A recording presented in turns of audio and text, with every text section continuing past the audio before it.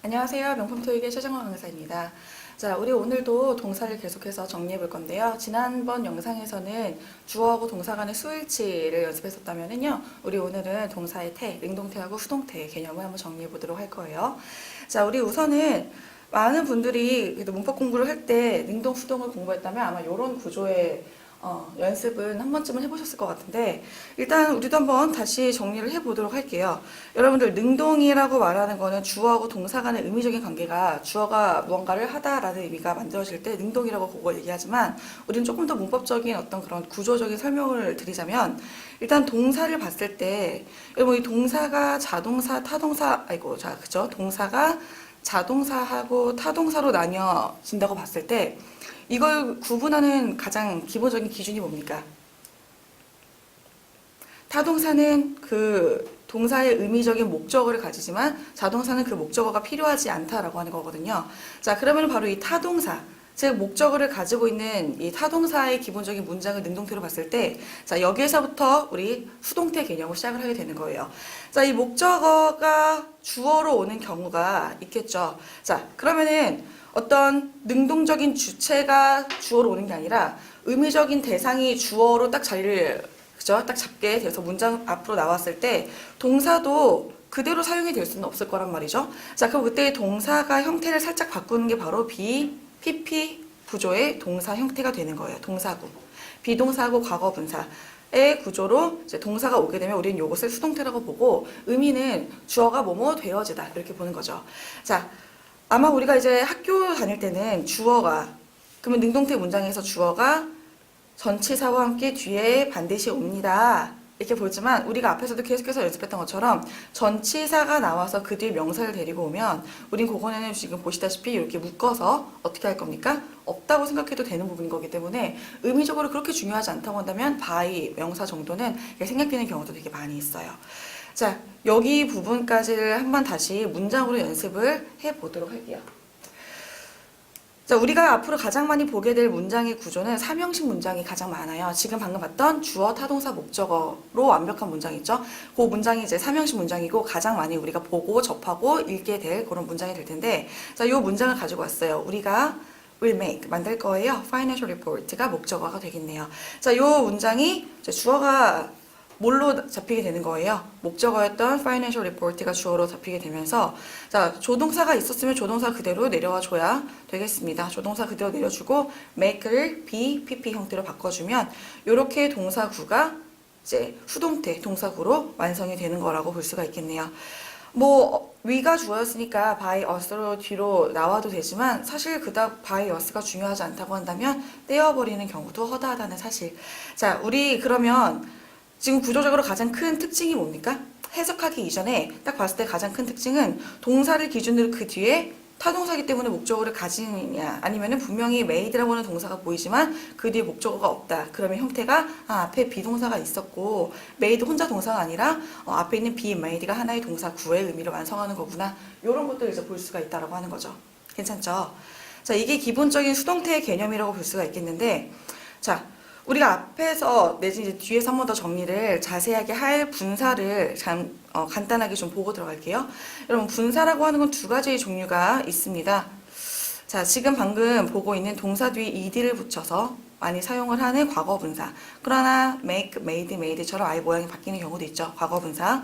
자, 그리고 동사 뒤에 ing를 붙여서 쓰는 뭔가 이제 진행의 의미라든지 능동의 의미를 가지고 있는 현재 분사. 이렇게 두 가지 종류가 있는데, 얘네들은 동사의 어떤 흔적이 분명히 보이기는 하나 동사는 아닌 이제 분사라는 거거든요.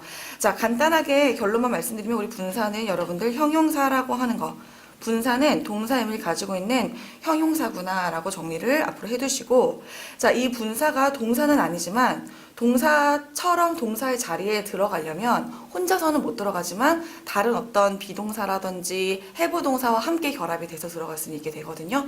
그거를 먼저 보도록 할게요.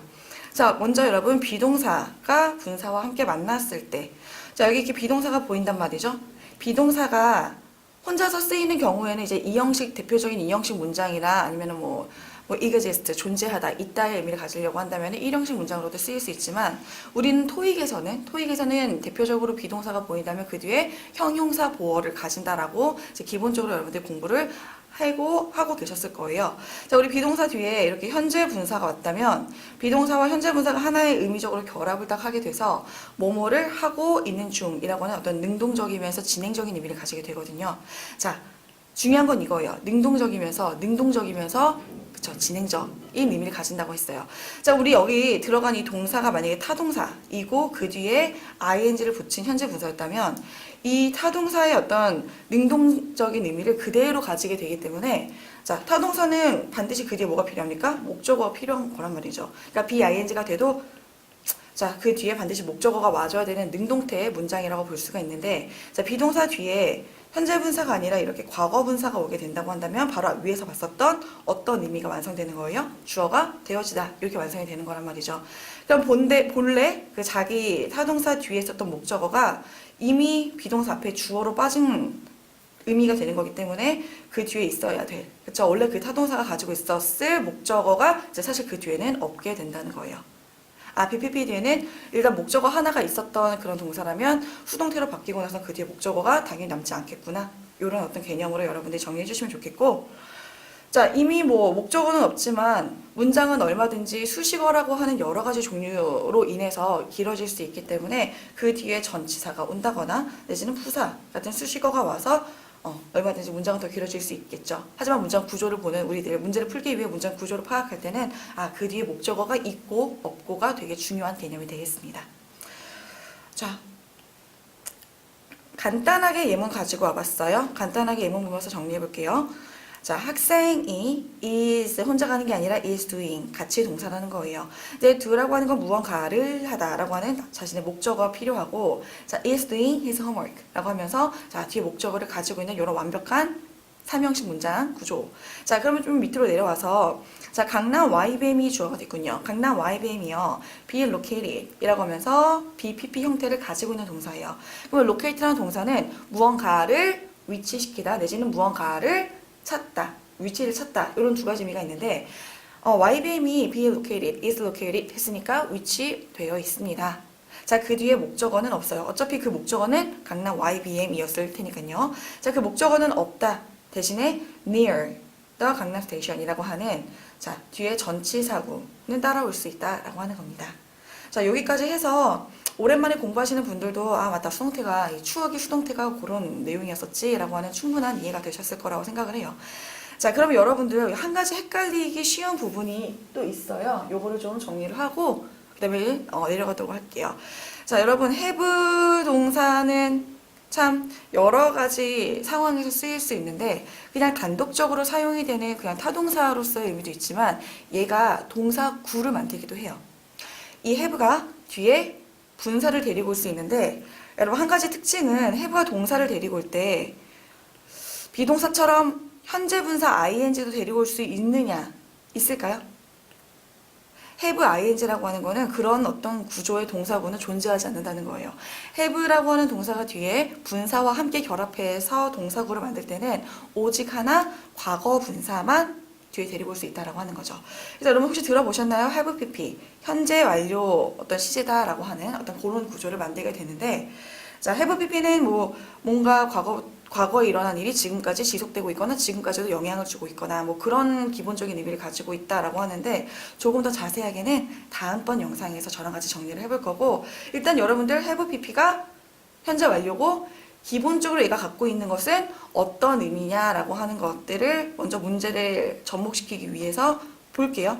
그럼 have pp는 여기 과거분사가 들어가지만 만약에 이 과거분사가 타동사의 과거분사라고 한다면 그러면은 have pp는 무언가가 되어지다라는 의미가 아니라 무언가를 해오다라는 의미가 되는 거예요. 되어지다가 아니라 주어가 해오다. 그러면 해온 거잖아요. 무엇을 해왔겠는가?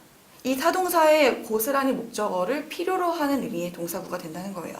자, 그렇기 때문에 have pp 뒤에는 목적어가 와줘야 돼요. 그 얘긴즉슨 자, have pp는 뭐다? 능동태 동사구다. have pp 자체만 봤을 때는 능동태라고 하는 개념이 너무나 중요해요.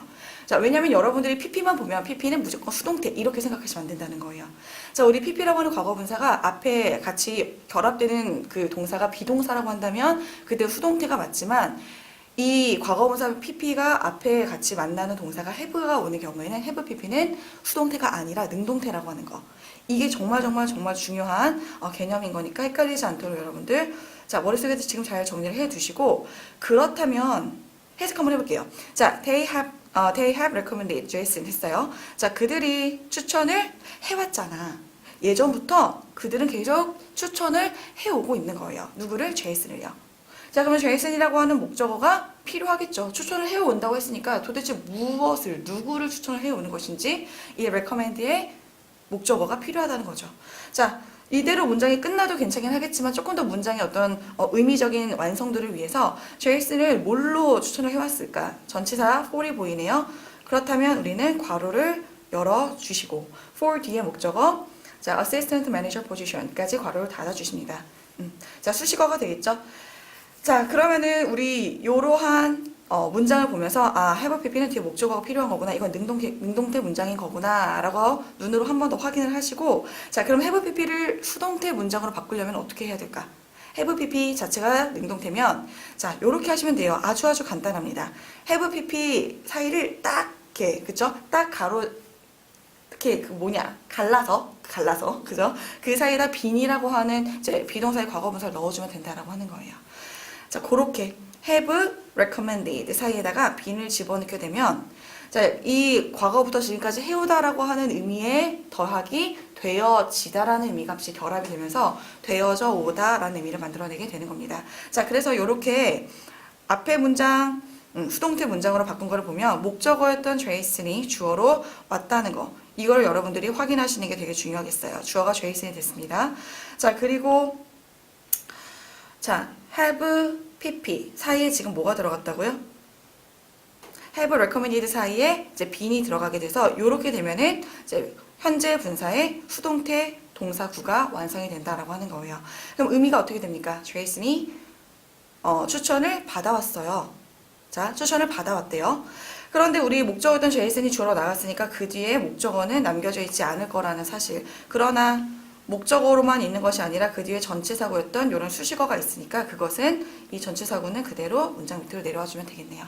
자, 이렇게 해서 계속해서 반복이 되는 개념이 뭐가 있습니까? 수동태가 되면 능동태였을 때 가지고 있던 목적어가 수동태 동사구가 되면 그 뒤에는 그 목적어가 이 개념이 여러분들 문제를 풀 때는 되게 중요하게 나올 개념이니까 여기까지 이해가 되셨다고 한다면 자, 그 다음 영상으로 넘어가 보도록 할게요. 자, 여러분들 요거 화면 자, 보고 계시죠? 잘 보이나요? 조금 더 키워드리도록 할게요. 자, 4개의 문장이 있습니다. 그러면 앞에 설명을 들으셨으니까 여러분들이 이런 동사의 시제라든지 have pp 형태라든지요. 그죠? 이런 어떤 미래 시제 조동사가 들어가 있는 경우 그죠? 이런 어떤 동사들을 잘 체크하셔가지고 지금 다음 영상 들어가기 전에 여러분들이 이 문장들을 한번 수동태 문장으로 바꾸는 수작업을 좀 한번 해주시고 나서 그 다음 영상으로 넘어오시면 좋을 것 같아요. 자, 한 분도 빠짐없이 다 한번 해보시길 바랍니다. 수고하셨습니다.